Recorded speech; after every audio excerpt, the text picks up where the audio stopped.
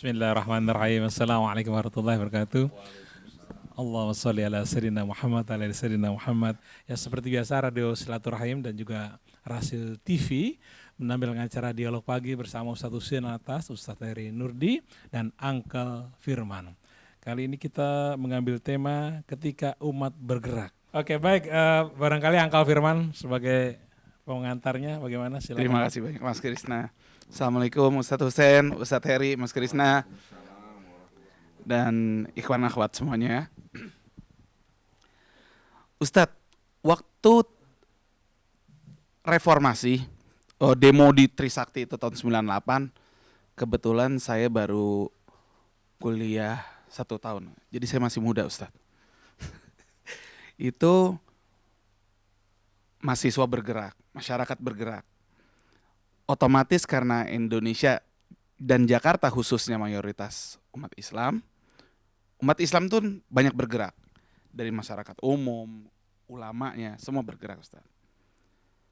Setelah era reformasi, apa yang dituntut umat sebagian tercapai, terjadilah masa pemerintahan baru. Tetapi Ustaz, setelah gelombang itu berlalu, apa yang diharapkan umat tidak tercapai, tidak terjadi.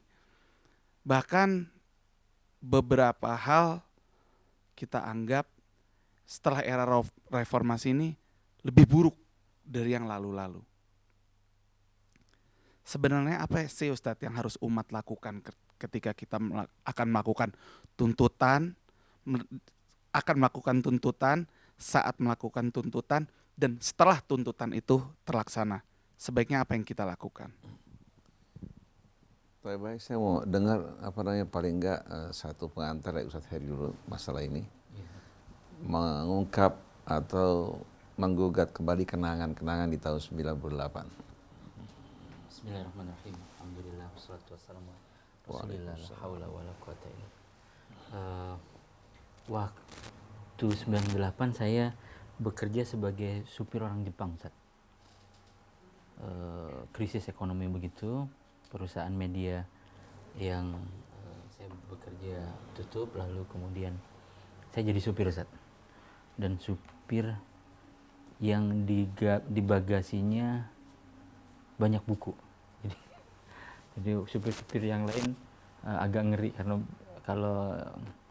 kalau berhenti istirahat itu yang lain-lain itu main kartu, saya ngajarin mereka baca buku gitu. Saya bawain buku-buku di dalam. Bahasa Jepang? Enggak, bahasa Indonesia. Orang Jepangnya bisa bahasa Indonesia? Orang Jepangnya bisa bahasa Indonesia. Lalu kemudian pecah kerusuhan. Seingat saya bawa uang itu 120 juta dari tempat dia kerja ke bandara. Karena diblokir gitu, di barikade. Jadi sepanjang jalan saya mengeluarkan uang untuk agar lolos. Karena orang sedang demonstrasi kan tidak tahu mana Jepang, mana Cina. Asal yang sipit disikat aja gitu. Maka sepanjang jalan itu saya mengeluarkan uang sangat banyak untuk sampai di bandara. Sampai di bandara mobil dijual cuma 5 juta, Ustaz. Mobil apa itu? Toyota Corolla. STNK, BPKB-nya semua. Kunci apartemen dengan semua isinya dikasih saya, tolong dijaga gitu. Beberapa waktu, ya udah lama baru dia balik lagi ke sini. Nah, tapi ketika saya ingat banget waktu peristiwa penembakan di Trisakti itu, saya berada di lampu merah Masjid Hidayatullah tuh, yang di Kebayoran Baru. Kalau sekarang ada flyover yang sebelah kanan ke arah PT IKI. Sekolah PT IKI. Itu ketika lampu merah itu saya mendengar berita ini, itu saya berhenti di lampu merah meskipun lagi hijau. Saya keluar dari mobil, saya berdiri, saya nangis tuh di lampu merah. Ingat banget saya berdoa untuk mahasiswa yang bergerak gitu, karena saya tahu banget pagi saya nyupir, sorenya saya ikut demo. Pagi saya nyupir, petang izin saya ikut demo, turun ke lapangan bersama teman-teman mahasiswa yang ada di sana. Karena buat saya pekerjaan nyupir tuh ya mencari nafkah aja. Ada perjuangan yang kita ingin capai gitu.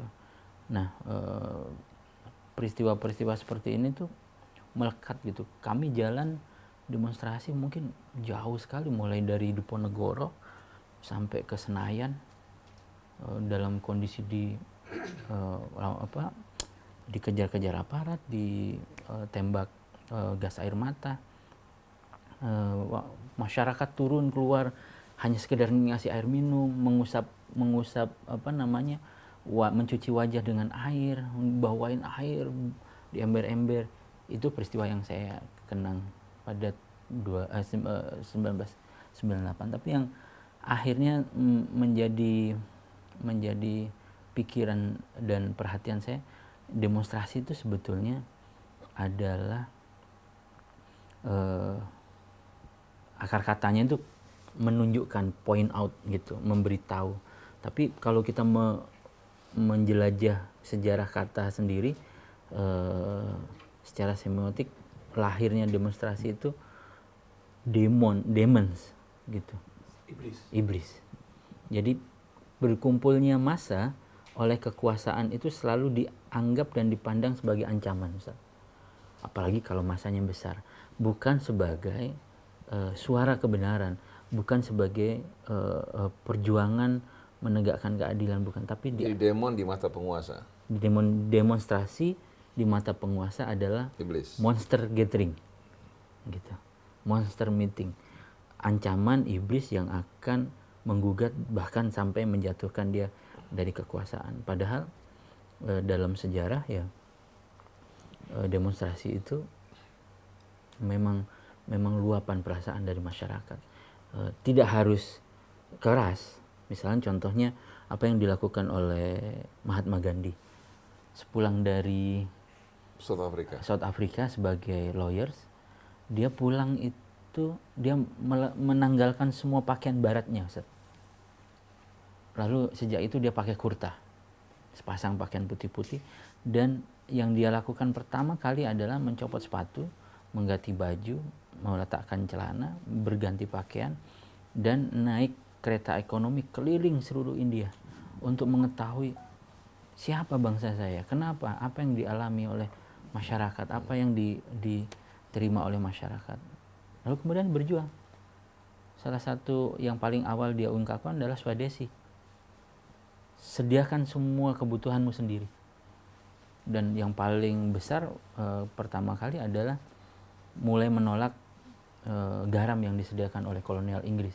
Dia bikin garam sendiri, dia bikin pakaian sendiri, dia memintal benang sendiri, dan akhirnya menjadi sebuah gerakan massal yang diikuti oleh semua orang. Dan kolonial dalam hal ini Inggris di India menjadi sangat terancam kedudukannya.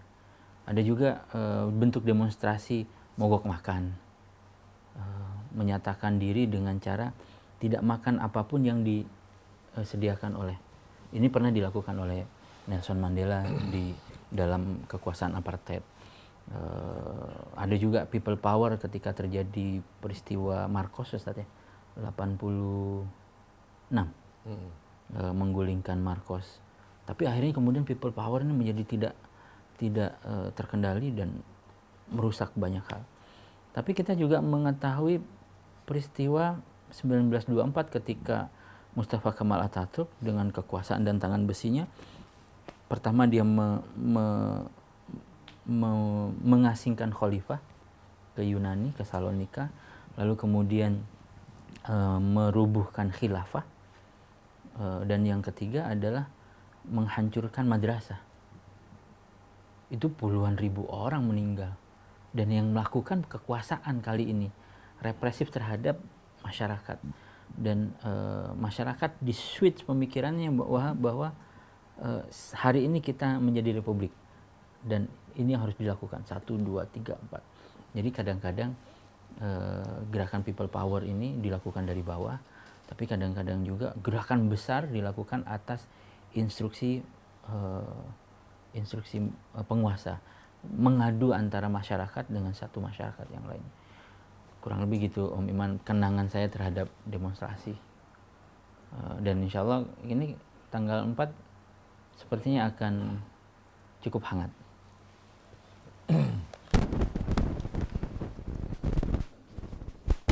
Bismillahirrahmanirrahim. Alhamdulillahirabbil alamin.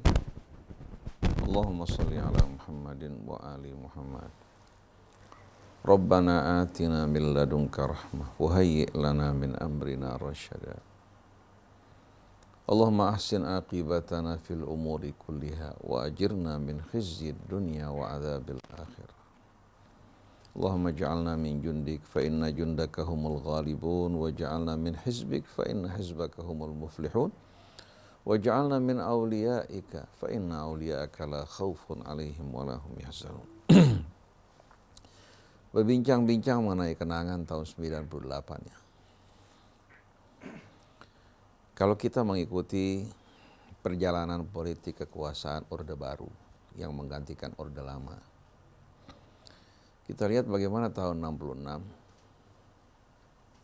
ketika mahasiswa turun serentak untuk menggulingkan Orde Baru yang pada saat itu memang Menggulingkan Orde Lama. menggulingkan Orde Lama.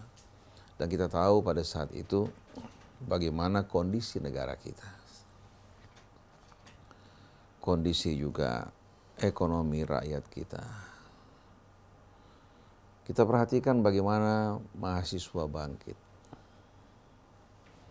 bersama-sama rakyat untuk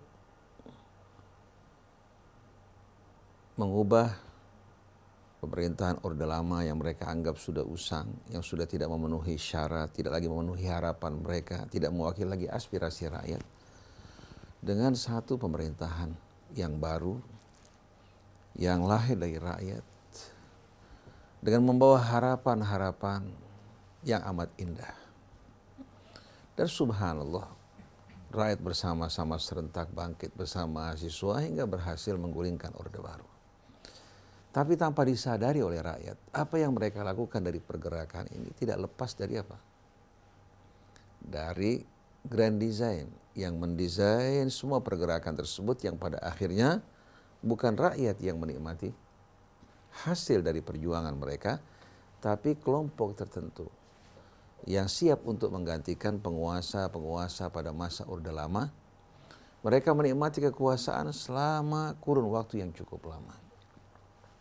Mereka mengatasnamakan rakyat. Nah, kita saksikan pada permulaan era Soeharto. Kita jumpai pada saat itu beliau berjalan cukup baik.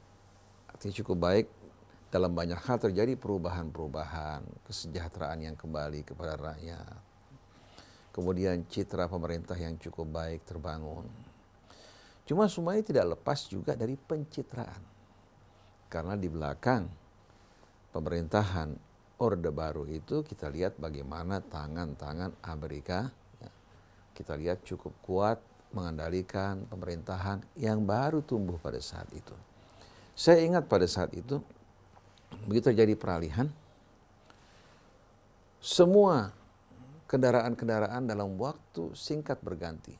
Dari kendaraan-kendaraan seperti robur, bus, transportasi yang berasal dari Rusia, langsung berganti dengan mobil-mobil Amerika dengan lambang cap tangan. Kita saksikan bagaimana seluruh wilayah ibu kota Jakarta ya, betul-betul dipenuhi dengan transportasi. Ada yang berwarna kuning, merantama, ada yang berwarna merah, ada yang berwarna hijau, ada yang berwarna juga putih, kecoklat-coklatan. Masing-masing dengan namanya, dan setiap supir menggunakan seragam dengan topi, kondektur di depan, dan di belakang kita perhatikan, semua betul-betul tertata dalam kondisi yang baik. Dan pada saat itu rakyat iya. Rapi dong berarti. Oh, rapi. Dulu lapangan Banteng merupakan terminal utama. Kita jumpai berbagai macam bus-bus yang warna-warni, setiap warna menjurus tentu. Contohnya Gamadi dari Celilitan menuju Grogol, Merantama dari Romangun menuju lapangan Banteng. Kemudian ada Medal Sekarwani, ya, Prita Mas Jaya, Celilitan menuju.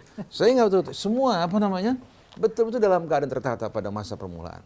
Dan semua kendaraan melambangkan cap tangan persahabatan antara Amerika dan Indonesia. Jabat tangan gitu ya. Berjabat tangan. Dan kita juga di sekolah-sekolah pada saat itu yang tidak pernah minum susu, sekolahan Susu semua. menyediakan susu. Jadi kita setiap beberapa hari sekali kita minum susu yang sudah siap saji. Itu yang tidak pernah kita dapatkan sebelumnya. Artinya kesehatan, 4 sehat 5 sempurna berusaha untuk dipenuhi. Begitu pula bahagian kesehatan. Hingga rakyat betul-betul melihat Orde Baru ini betul-betul membawa perubahan yang luar biasa. Dan kita lihat juga kehidupan pejabat pemerintah pada saat itu juga tidak terlalu berlebih-lebihan, tidak terlalu bermewah-mewahan. Gaji presiden pun juga terukur. Tapi lama-kelamaan rupanya kekuasaan membuat banyak orang lupa. Kalau tadi kekuasaan sebagai alat untuk melakukan perbaikan di tengah masyarakat sesuai dengan cita-cita rakyat dan mereka-mereka yang duduk yang tidak puas dengan berbagai macam penyimpangan yang berlaku. Tapi rupanya lama-kelamaan orang yang duduk di atas kekuasaan mulai berpikir untuk melanggengkan kekuasaan. Dan ini bukan hanya berlaku untuk pemerintahan Orde Baru, bahkan terjadi juga pada kakek nenek kita. Sebagai contoh, ketika kakek nenek kita digoda oleh iblis, godaan yang ditawarkan oleh iblis, ala adulluka ala syajaratil khuldi wa mulkin la yabla. Mau tidak kamu saya tunjukkan kekuasaan yang tidak akan pernah sirna. Pohon yang akan membuat kamu hidup kekal dan kekuasaan yang tidak akan pernah musnah untuk selama-lamanya. Ini tawaran yang ditawarkan iblis dengan memakan buah tersebut. Nah begitu pula para penguasa. Kalau kakek nenek kita yang berdiam di surga, yang telah diperingatkan oleh Allah, bisa tergelincir oleh bujuk rayu syaitan, apalagi penguasa-penguasa yang berawal mungkin niat mereka baik.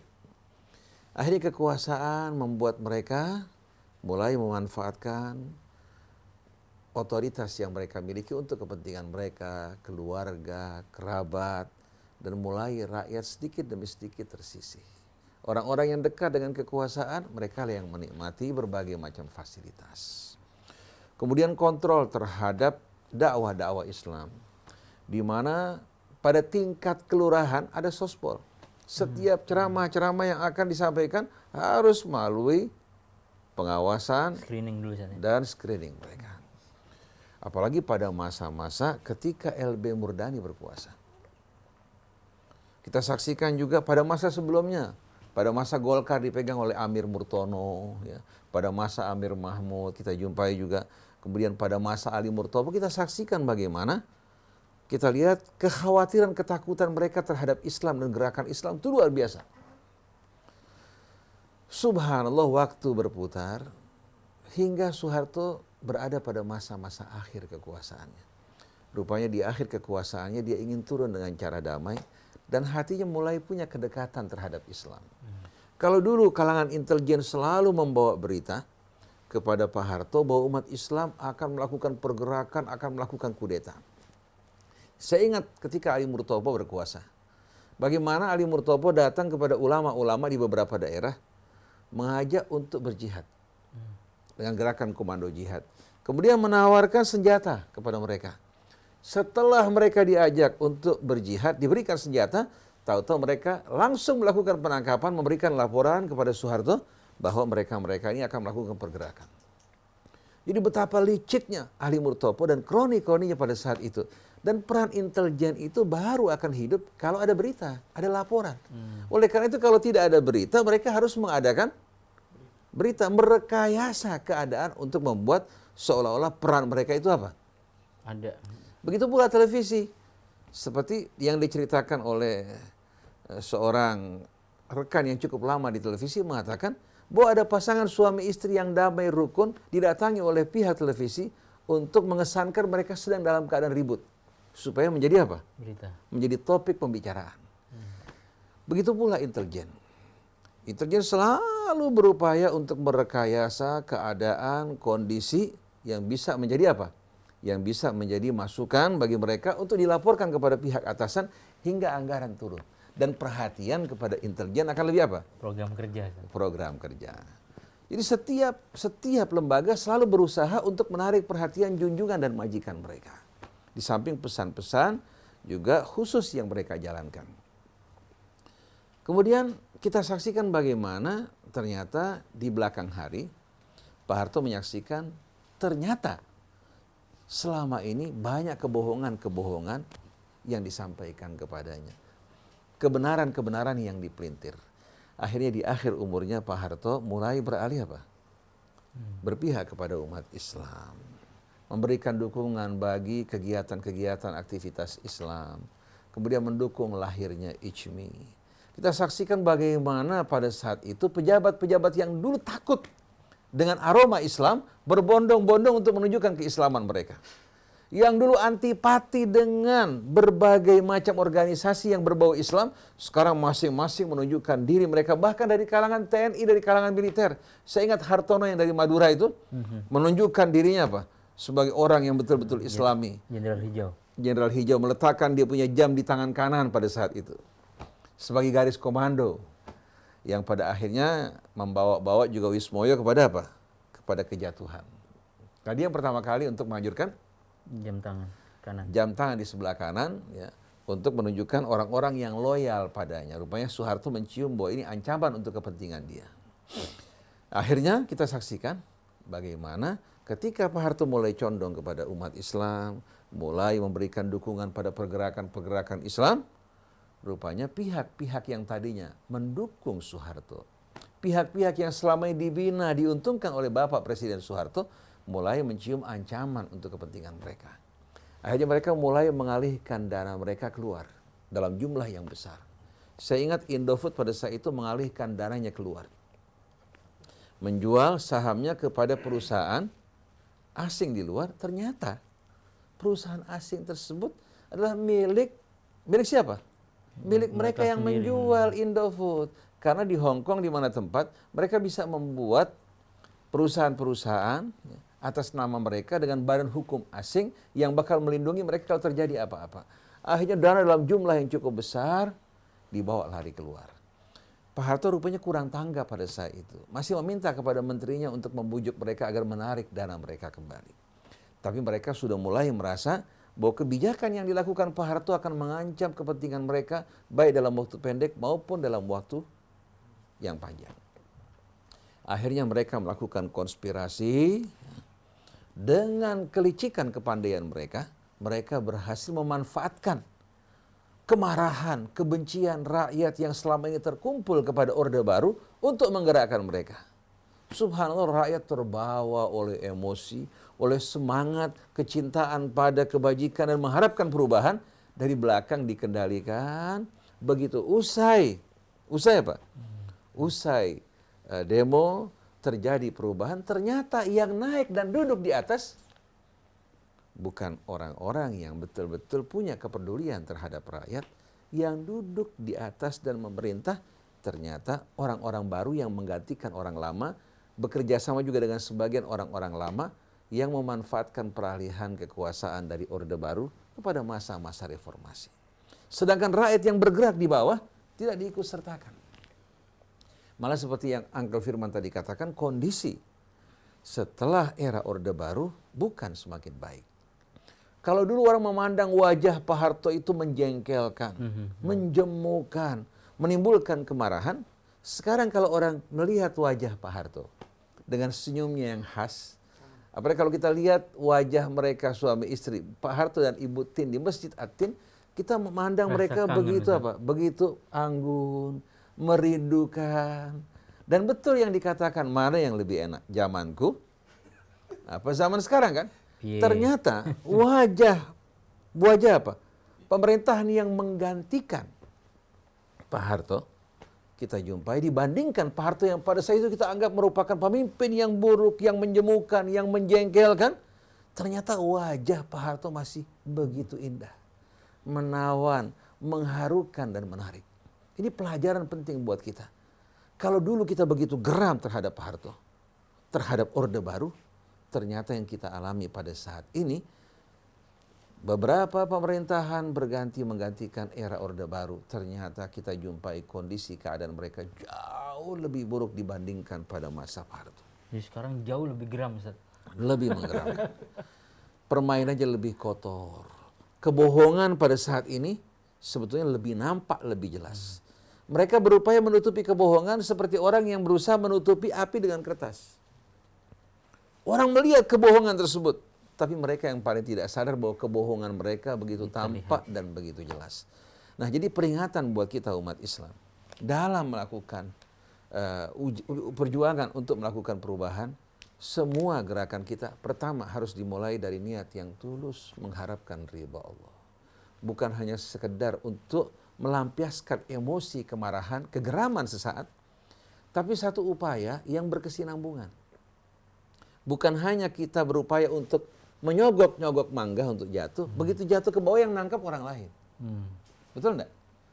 Jadi jangan sampai demikian keadaan. Dengan hati yang tulus, mengharapkan ridha Allah, mengikuti akhlak dan petunjuk Nabi kita Muhammad SAW. Apabila demo itu bahagian dari gerakan amar ma'ruf nahi mungkar.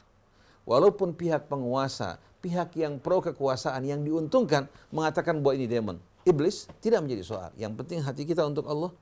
Kita bekerja mengharapkan keridhaan dan ingin melakukan perubahan, perbaikan dari buruk menjadi baik.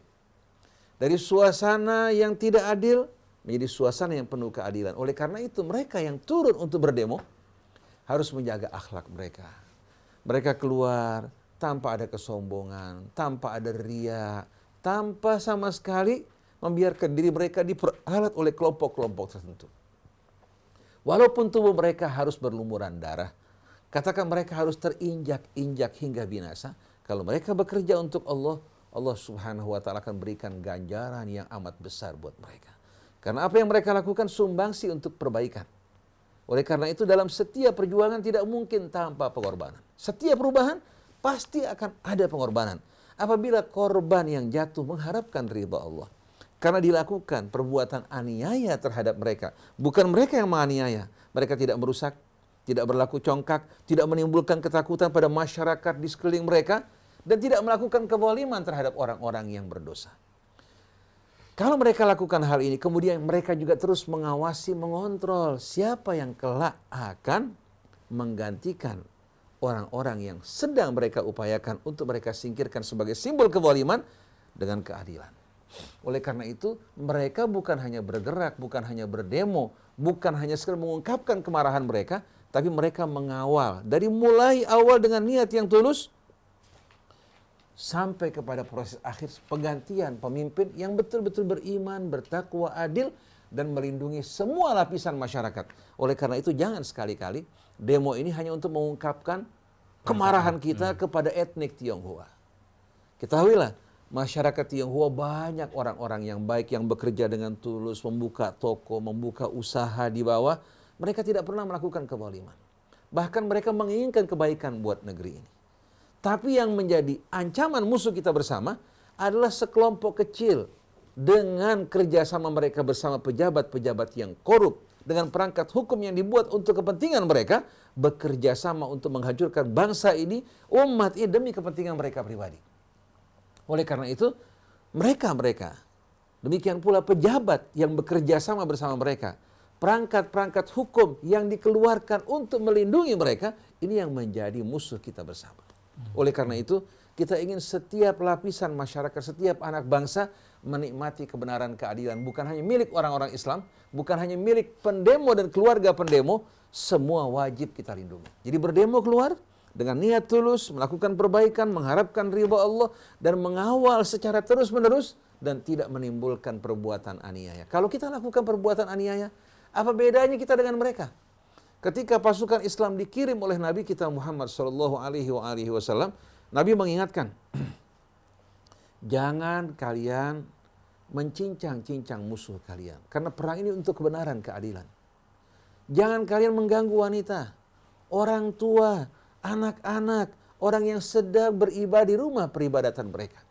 Yang menjadi sasaran untuk diperangi mereka yang mengangkat senjata, yang melakukan kezaliman.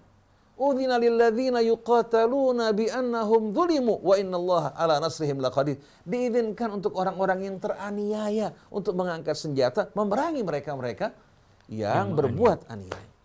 Wa qatilu fi sabilillahi alladzina yuqatilunakum wa la ta'tadu. Perangi di jalan Allah orang-orang yang memerangi kalian dan jangan melampaui batas. Begitu pula demo umat Islam ini harus demo yang sesuai dengan Al-Quran, dengan petunjuk nabinya untuk melakukan perbaikan, bukan untuk melakukan kezaliman. Tapi di samping itu kita mengingatkan aparat TNI kita, kepolisian kita, pemerintah kita yang kalian hadapi ini rakyat yang penuh ketulusan, mengharapkan perbaikan. Oleh karena itu kita berharap TNI kita, kepolisian kita mengawal para pendemo dan tidak membiarkan para penyusup untuk melakukan tindakan-tindakan anarkis yang bisa memancing kemarahan massa dan bisa merusak betul-betul sendi-sendi negara kita dan bisa meruntuhkan NKRI. Akan menguntungkan nanti pihak-pihak asing yang punya kepentingan untuk memanfaatkan kerusuhan yang terjadi demi kepentingan mereka. Maka aparat kepolisian, walaupun selama ini katakan sebahagian mereka ada yang bermain di tempat kotor, TNI kita juga yang kadang-kadang mungkin tidak lepas dari permainan kotor dan pengaruh-pengaruh orang-orang yang ingin memanfaatkan mereka.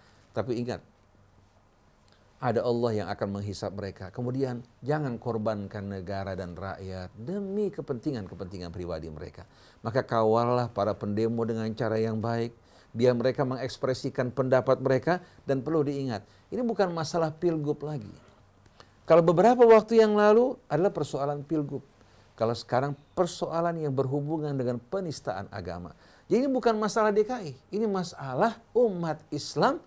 Bukan hanya di tanah air kita, tapi umat Islam di seluruh dunia. Artinya, pihak-pihak orang-orang Islam dari luar, walaupun mereka berbangsa, bangsa yang berbeda dengan kita, mereka bisa datang ke negeri kita juga melibatkan diri mereka. Jadi jangan sampai, karena kita tidak tanggap, tidak bersikap bijak dalam menangani masalah ini, akhirnya menimbulkan letupan yang lebih dahsyat. Bukan hanya percikan-percikan api, tapi tanah air kita akan membara dengan kemarahan umat Islam yang mengakibatkan akhirnya kita memberangus negeri kita dengan tangan kanan kita sendiri. Dan perlu kita ingat, kalau masalah politik, apinya tidak akan besar. Masalah kepentingan partai pun tidak akan besar. Karena dalam partai biasanya, katakan PDIP, Golkar, katakan P3, dan partai yang lain, pasti ada orang Islamnya, ada orang di luar Islamnya. Kalau masalah politik, mereka bisa bersatu. Tapi ingat, kalau sudah masalah agama, isu agama, penistaan terhadap Al-Quran, pelecehan terhadap Islam, maka semua kalangan Islam dari semua partai bisa bersatu. Bahkan banyak dari kalangan orang-orang yang preman, orang-orang yang selama ini bergelimangan dosa mengatakan, selama ini saya ingin bertobat pada Allah, tapi sulit sekali untuk menjadi orang baik. Oleh karena itu mereka mengatakan, kalau saya berjuang dan mati di jalan Allah Ta'ala, saya berharap dosa saya diampuni, saya akan masuk ke dalam surga. Jadi ingat, jangan sekali-kali aparat kepolisian, aparat TNI, aparat pemerintah bermain api. Ini bukan masalah pilgub, masalah penistaan agama. Walaupun ada sebagian ulama berusaha untuk mengecilkan ini, tapi ingat, kalau salah kaprah, salah tindakan, salah kebijakan, akan membuat api menyala dan tidak mungkin lagi dapat dipadamkan kecuali dengan kehendak Allah yang Maha Kuasa. Jadi kita berharap aparat TNI kita, kepolisian kita, BRIMOB kita secara khusus, mereka berpihak kepada bangsa, kepada negara, bukan pada satu dua orang yang bakal menghancurkan bangsa dan negara. Dan saya yakin para pendemo ini insya Allah, kalau apa yang mereka inginkan disambut dengan baik, aparat kepolisian proaktif, TNI kita menjaga kesatuan negara kita, dan pemerintah juga bersikap bijak, insya Allah kita tidak akan mengalami hal-hal yang mengkhawatirkan, bahkan akan membuat masyarakat kita akan lebih dewasa. Oleh karena itu kita berharap pada ulama, pada kiai, pada ustadz, para habaib, dan rakyat yang berdemo untuk menjaga mulut mereka. Berbicara untuk kebenaran tidak harus menggunakan bahasa yang kotor, bahasa yang kasar, bahasa yang santun, yang baik, yang beradab, yang akan mencerminkan kepribadian kita untuk menegakkan kebenaran dan keadilan. Sedangkan Ahok bukan segala-galanya. Ahok hanya merupakan salah satu kerikil dalam perjalanan hidup kita. Maka jangan karena satu persoalan yang kecil, kita korbankan adab dan perilaku Islam yang sebenarnya. Wallahu a'lam. Gitu Uncle Firman. Tapi saya mendengar beberapa pendapat yang menyatakan bahwa demo itu nggak ada tuntunannya dalam Islam, nggak ada dalilnya, Rasul tidak pernah Kayaknya kita melakukan. udah selesai dibahas itu. Ngingetin lagi. Karena hangat lagi Ustaz Heri. Enggak, saya nggak mau bahas itu. Ustaz. Jangan Ustaz. Udah selesai Ustaz. Enggak, tapi yang menarik adalah ketika aspirasi masyarakat itu buntu, dia akan kayak air ya Ustaz ya. Dia akan mencari celah saluran untuk menyampaikan pendapat. Dan kalau terus dibuntu, dianggap tidak ada, tidak diberikan respon yang baik. Misalnya contohnya gini, sampai hari ini rencana unjuk rasa tanggal 4 itu belum mendapatkan respon yang cukup baik secara substansi maupun protokoler misalnya. Tapi ada orang-orang yang bilang, ya berlebihan gini aja harus direspon presiden. Oh enggak, ini wajib direspon oleh pemimpin negara sebab ini adalah secara umum ini bagian dari Bhinneka Tunggal Ika. Satu, kalau kita ngomong negara. Kedua, secara umat Islam ini hak-hak substansif kaum muslimin yang sedang diperjuangkan. Nah, kalau dianggap angin lalu mulu, misalnya contohnya gini, demo lalu di hari yang sama dimunculkan berita pelantikan Menteri ESDM dan wakilnya. Lalu media, jangan salah loh, media juga berperan terhadap membendung aspirasi. Kalau saya melihat justru dengan media nggak melirik, justru media jadi kompor juga, Ustaz. Kompor. Media memilih keberpihakannya, bukan seharusnya sikap media seperti itu.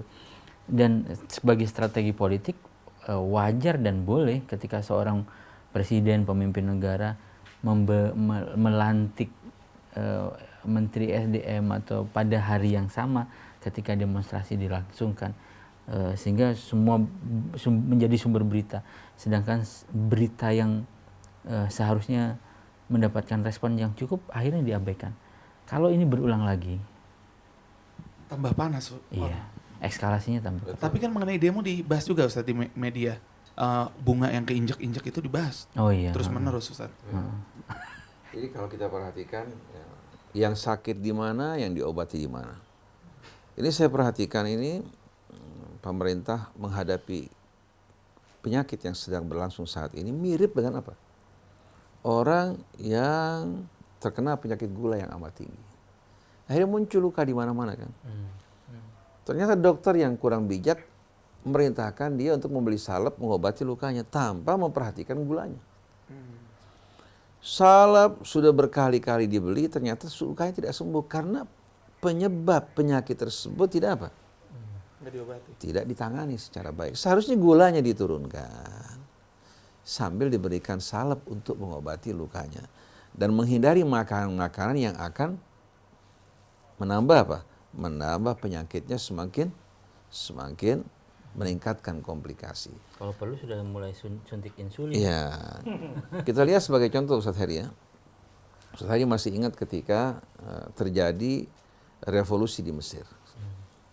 Umat Islam juga sama kondisinya. Mereka yang bergerak, mereka yang berjuang, tapi pada akhirnya yang menikmati kekuasaan bukan mereka, bukan rakyat. Dari diktator Husni Mubarak yang berkuasa lebih daripada 30 tahun, ternyata digantikan seorang diktator yang lebih bejat daripada apa? Daripada Husni Mubarak, itu Sisi. Malah dia berhasil membenturkan kekuatan Islam. Ikhwan muslimin yang tadi cukup eksis dan mereka memiliki kekuatan di tengah masyarakat, semenjak peristiwa tersebut ikhwan hilang. Bahkan aset-aset mereka diambil alih oleh Sisi, diserahkan kepada apa? Kepada pihak-pihak yang menjadi lawannya. Dia berhasil mengadu domba antara ikhwan muslimin dengan kelompok-kelompok salafi. Karena kalau seandainya dulu mereka bersatu, tidak mungkin Sisi mampu berbuat apa-apa.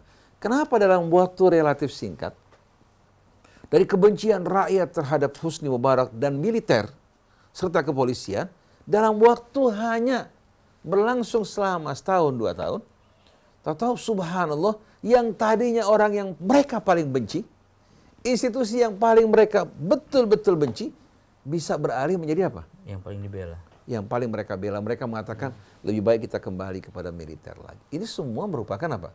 Merupakan rekayasa dan cara memasak yang amat pandai. Setelah mereka mencicipi masakan yang dilakukan oleh ikhwan muslimin yang pada saat itu kurang pandai memperhatikan kebutuhan rakyat dan harapan rakyat, tahu-tahu militer berhasil menyingkirkan Mursi dan menggantikan kedudukannya dan disambut oleh rakyat dengan gegap gempita.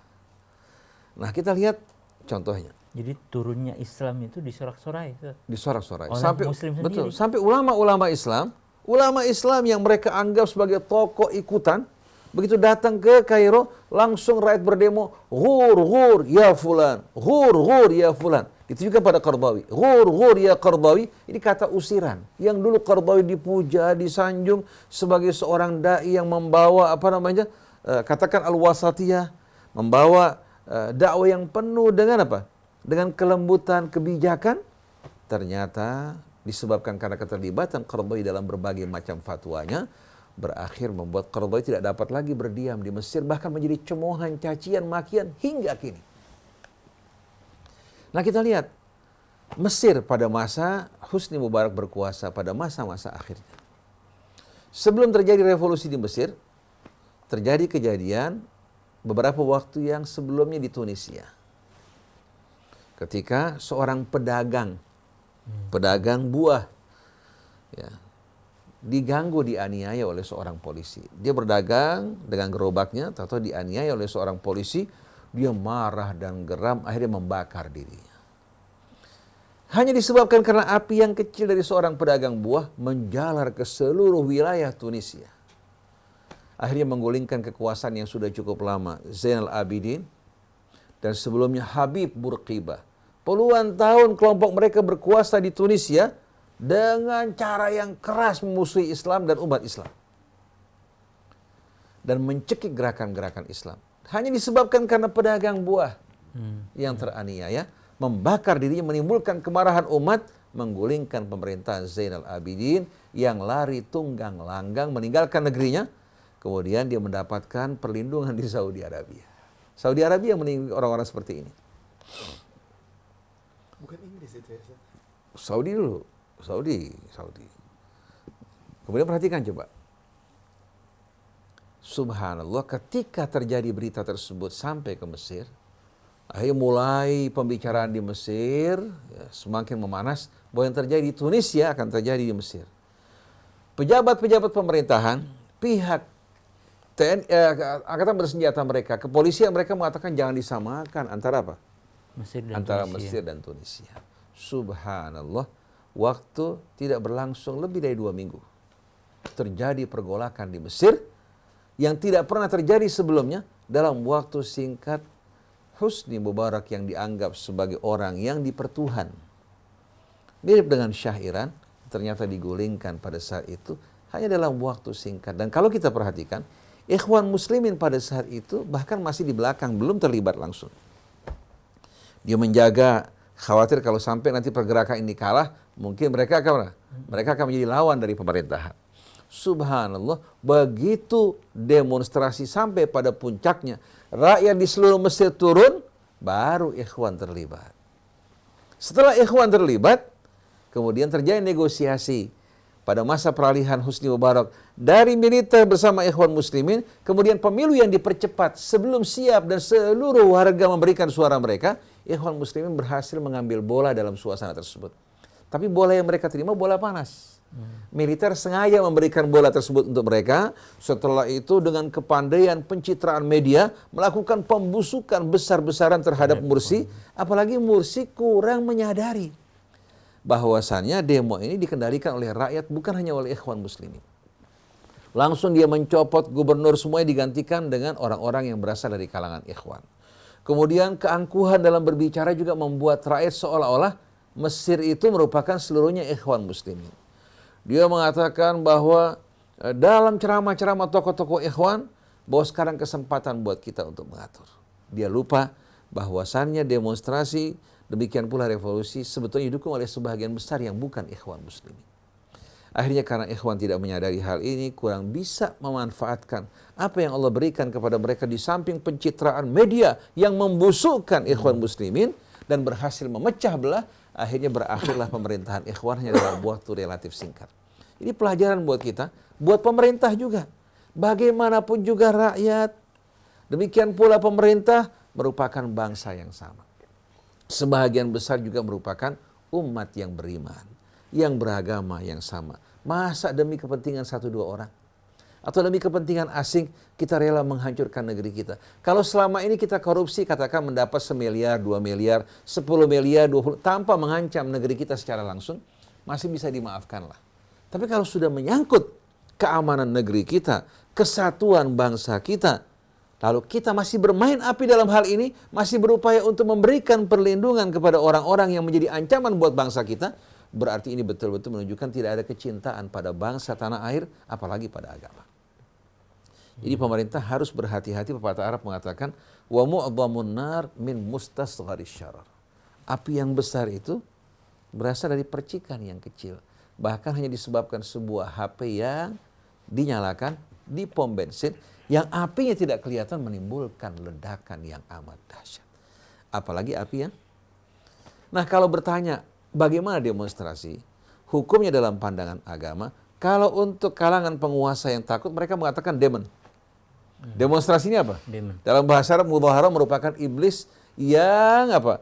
Melakukan demo adalah pengikut-pengikut iblis. Kalau dalam Islam, demonstrasi ada dua. Ada amar ma'ruf nahi mungkar, ada amar mungkar nahi ma'ruf. Kalau demo bertujuan amar ma'ruf nahi mungkar, melakukan perbaikan dengan niat tulus, penuh kecintaan pada bangsa dengan adab-adab Islam, itu merupakan satu hal yang wajib untuk dilakukan oleh setiap anak bangsa. Tapi kalau amar mungkar nahi ma'ruf, mengajak kepada yang mungkar, menghalang-halangi yang ma'ruf, hukumnya haram, haram, haram. Oleh karena itu kita berharap seluruh warga DKI yang mengaku beriman, yang cinta pada bangsa dan tanah air, begitu pula warga Tionghoa yang cinta pada bangsanya, yang cinta pada negerinya, kalau mereka betul-betul berlepas tangan dari kezaliman, kita berharap mereka sama-sama turun bersama umat Islam, keluar dari rumah mereka berjalan membuktikan bahwa mereka tidak suka dengan pemimpin yang menimbulkan kebencian, permusuhan, yang menista agama, yang memancing kebencian di antara umat dan memecah belah persatuannya. Jadi kalau umat Islam keluar semuanya, bapak, ibu, anak kecil, ditambah lagi warga Tionghoa, umat Kristen juga yang tidak menginginkan penistaan terhadap agama, baik agama Islam maupun agama mereka, kalau kita bisa keluar bersama-sama, menunjukkan penolakan kita terhadap calon yang kita anggap memancing atau menimbulkan kerusuhan dan menjadi ancaman buat NKRI kita, insya Allah demo ini akan damai dan aman. Jadi kita berharap warga DKI ini semuanya turun, bapak-bapak, ibu-ibu, encang-encang, encing-encing, anak kecil, bayi, termasuk juga umat Islam dan non-Islam menunjukkan kecintaan mereka pada kebenaran, pada keadilan, dan tidak siap menerima permainan kotor. Kalau seandainya penistaan terhadap Islam kita nggak bisa terima, kita pun membenci segala macam bentuk penistaan terhadap agama manapun juga. Kalau dialog antar agama dengan cara yang sopan kita terima. Tapi menista agama manapun juga bukan cara yang diajarkan Allah Subhanahu wa taala untuk kita semua. Jadi perjuangan besok itu bukan hanya kaum muslimin yang harusnya turun dan mengangkat peran, tapi seluruh orang yang concern dengan masalah Cinta kedamaian. kebangsaan. Gimana Nawat di rumah maupun di jalan? Kita break dulu untuk acara dialog pagi-pagi ini. Nanti kami akan kembali lagi bersama satu Sinatas, Ustaz Heri Nurdi dan Uncle Firman.